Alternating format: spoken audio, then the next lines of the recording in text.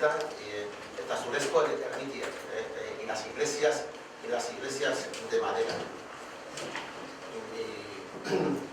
Mi función durante esta casi una hora que estaremos charlando a continuación es la de presentaros la ermita de San Juan y San Cristóbal de Iturreta, a la que habéis visto surgir desde las profundidades del magma medieval y consolidarse como la cabecera de una de las aldeas primigenias de la historia de Vizcaya, y a la que habéis visto a través de las palabras de Luis consolidarse como una cofradía, como un ente autónomo, perdiendo poco a poco sus recursos y dependencias, sus recursos económicos. Mi función es hablaros, sin embargo, de la arquitectura de la ermita de Iturreta.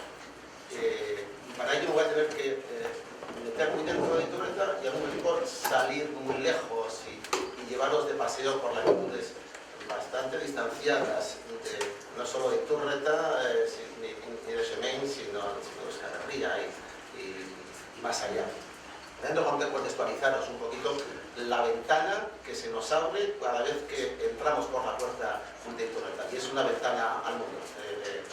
Parece que nos metemos en los barroquis, en los interiores de algo profundo, y eso es así, ¿verdad? Pero al mismo tiempo esa profundidad cultural que percibimos al entrar en Iturreta es una profundidad que se vuelve hacia el exterior, que se aleja y se extiende por toda Europa. Nos permite que Iturreta es un buen aposento, es una buena atalaya para ver el mundo.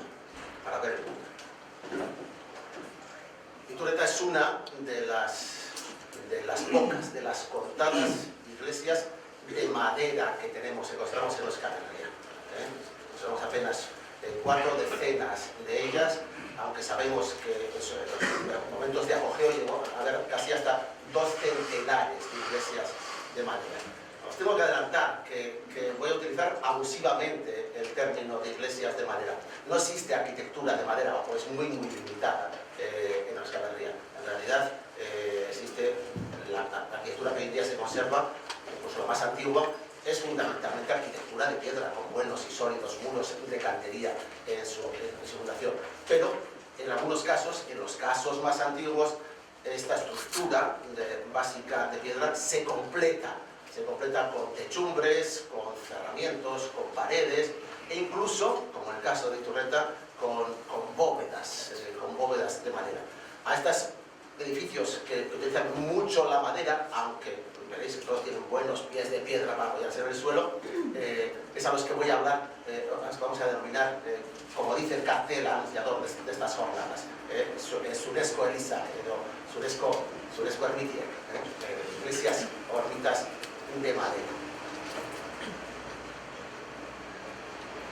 En las palabras de Iñaki García Camino y en las mismas de Gurutze Berri, hemos visto una larga perspectiva de más de 1500 años que explica por qué está la iglesia de Iturreta ahí y por qué ha sobrevivido hasta la actualidad. Yo, sin embargo, quiero reducir muchísimo más la óptica. Quiero meternos en un embudo y que nos centremos en un solo momento histórico. De toda esta larguísimo itinerario de más de 1500 años, y quiero que os volváis atrás y me acompañéis en un viaje a hace 500 años. 500 años. Por decir cifras redondas. De quinto centenario estamos celebrando. Es una fecha esencial para este país. Por decirlo breve y por si se pueden quedar con esto a los estudiantes que están aquí, hace 500 años se inventó el mundo. Se inventó el mundo entero, el mundo que conocemos, el mundo que conocemos como antiguo, como lo que vemos tangiblemente, lo que experimentamos, los muros más viejos en los que nos apoyamos, los espacios más antiguos en los que entramos en nuestro entorno, tienen 500 años. Y uno de ellos es San Cristóbal de Iturreta. San Cristóbal de Iturreta existía desde mucho antes, sin duda, pero hace 500 años, San Cristóbal de Iturreta fue íntegramente reconstruido, totalmente reconstruido. Y al mismo tiempo que San Cristóbal de Iturreta, todo lo demás. Así de fácil. Parece una perogrullada, pero así. Hace 500 años se reconstruyeron todas las ermitas, todas las iglesias, todos los caseríos, todas las casas torres, todos los palacios, todo. Así que es fácil fechar estas cosas. Vamos a llamar a este momento la Gran Reconstrucción. La Gran Reconstrucción. No me lo he inventado yo, ¿eh? Los ingleses lo llaman también así, The Great Rebuilding. The Great Rebuilding. Lo que pasa es que para ellos es más tarde, para nosotros es hace 500 años. Hace 500 años. Hace 500 años nuestros valles, nuestras cofradías, nuestras montañas vivieron un momento especial que les permitió acumular energías, recursos y proyectarlos en obras duraderas y perdurables. No hay una única causa de todo esto, son muchas y todas ellas forman un contexto. Sabemos que fue una época de bonanza económica. No sé, posiblemente fue uno de los momentos en los que mejor se vivía en el valle de Arriba, los que mejor se vivía. Muchos, casi todos los habitantes del Alto Valle eran labradores y la gran mayoría eran libres en esa época. Más libres de lo que habían sido antes y también más libres de lo que lo serían después, por lo menos económicamente más libres. Eran libres porque eran propietarios de sus caseríos. Quienes no eran labradores podían ser miembros del clero, como hemos visto aparecer algunos, o podían ser miembros de esta aristocracia, los Barreta, los Ugarte, los Burga. Esta gente también existía ahí. Bueno, pues justo hace 500 años, estos últimos se quedaron tranquilitos. ¿Alguien está dando guerra? Durante 150 años. Y arruinando la vida a todo el mundo, amargando la existencia de todo el mundo. Es posiblemente una cosa fundamental para entender por qué se produce la gran reconstrucción, el pensar que esta gente se quedó un rato tranquila, que dejaron de incordiar, dejaron de pegar saetazos de ballesta a las pobres mujeres de Marquina que iban a la parroquia, a Semein. Habían estado haciendo eso hasta la víspera, según venía una beata a rezar, taca, en el culo. Y entre ellos se habían masacrado. Y sobre todo, de paso, de camino, habían masacrado a los masaretales. Les habían robado ganado, les habían quemado las casas, les habían obligado a servirles, a pagarles, les habían hecho mil barbaridades.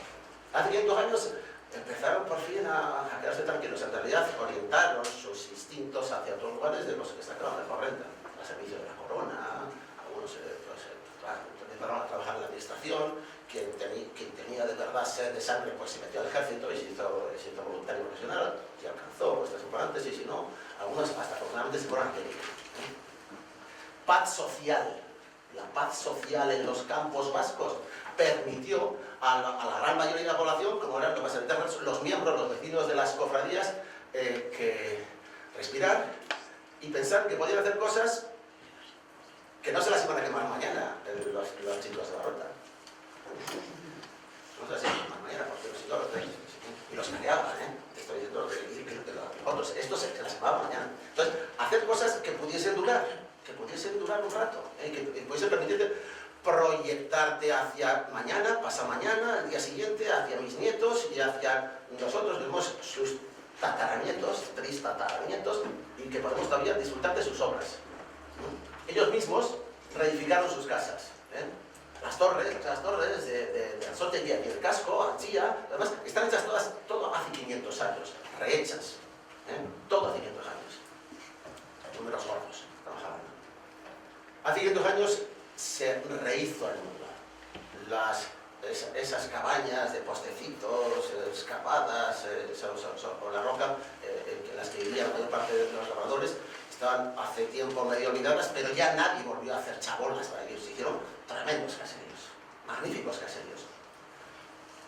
Las ermitas que habían sido parroquias, y que sin embargo eran de construcciones muy endebles, como decía Iñaki, con más arena que cal, porque la carga que costaba dinero y que se caían también al primer soplo del lobo feroz, esas se rehicieron con buena piedra.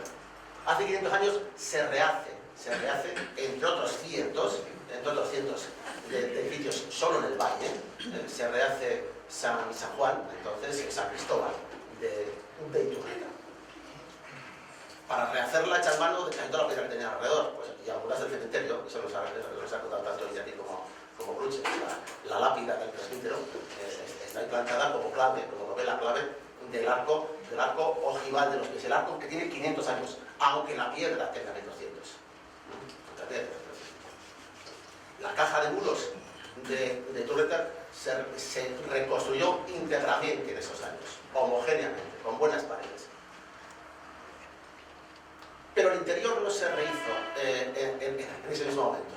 Las bóvedas de madera, que van a ser nuestro hilo conductor durante esta charla, no se rehicieron de manera inmediata. Hubo que esperar posiblemente una generación a que esos vecinos de la cofradía, los de Jauregui y todos los de al lado, reuniesen suficiente dinero para ponerse de acuerdo, tal y como nos cuenta un cuento precioso, que yo creo que está ya disponible y que puede ser consultable enseguida y que vamos a empezar a trabajar. Se reunieron para decidir ponerle un techo digno a la iglesia. Y la decisión sorprendente, lo nuevo, para aquellos años, fue que ese techo no solo fue digno, sino fue dignísimo, fue extraordinario. Fue extraordinario para la pequeña cofradía, para la pequeña comunidad para la que se estaba construyendo. Sino, la segunda parte sorprendente es que fue dignísimo y que se realizó con un material que era muy conocido para los pobladores del valle hasta entonces, pero que nunca había sido utilizado de esa manera. Y ese material no es otro que la madera de roble, que la madera de los generosos, de los corpulentos robles que poblaban nuestros fondos de valles y laderas hasta entonces. Hace 500 años, la gran reconstrucción del país se realizó por parte de técnicos, de profesionales, de excelentes arquitectos. Entonces no se llamaban así, se llamaban maestros carpinteros, maestros canteros. Y estos maestros carpinteros y canteros lo hicieron trabajando muy bien la piedra, con técnicas que habían aprendido recientemente, construyendo catedrales y grandes iglesias en otros lugares, y trabajando muy bien la madera, con técnicas que también habían aprendido muy recientemente. La madera era el recurso más accesible, más generoso, más barato y más útil de que disponían los hombres de Euskal Herria hasta las vísperas del siglo XIX. Enormes bosques de robles, nutridos con el rico mul forestal que se acumulaba en los fondos de los valles, árboles como los que no hemos visto nunca, árboles que no existen ya. No existe un solo árbol en este momento en Vizcaya capaz de producir alguno de los postes que se utilizaron para construir Iturreta o Santa María y Lloro. No existe ninguno de esos árboles. Los había millares y nos los comimos todos. Destruimos enormes extensiones de magníficos bosques centenarios para construir el mundo, para construir nuestro mundo, nuestros caseríos, nuestras ermitas, nuestras iglesias, nuestros palacios, nuestras casas, torres. Y plantamos otros que se han quedado así de raquíticos. Este es el mejor aspecto que puede ofrecer un ópera vasco en este momento. Pero ya veis que son cuatro palitroques separados por escuadrillas. Otro día estábamos en un caserío y es que tenía 1,10 metros de sección. 1,10 metros de sección. Uno de los pacientes que solo era para sostener un piso de 8 metros de altura, en total. O sea, 1,10 metros, un coloso, un gigante, un tremendo gigante. La disponibilidad del recurso, del material, existía, era accesible y pertenecía a la cofradía. Hemos aprendido esta mañana, pertenecía a la cofradía. El monte era la pertenencia, el lugar del que hasta, yo creo que hasta hoy en día ha estado tirando Iturreta de sus bosques o para hacer arreglos, para hacer reparaciones en la mitad. O sea, esa ha sido la riqueza de Iturreta. Cuando se construyeron, a principios del siglo XVI, todos estos edificios, estos miles de edificios de los que estamos hablando y de los que Iturreta es solo uno más de sus representantes, lo singular es que de repente se hicieron muy bien, como si viniesen ya con un doctorado y un máster esta gente, los que construían, un máster en arquitectura, los constructores. La víspera, hace 540 años, nadie sabía construir así, nadie. O sea, esto no fue un fruto de la evolución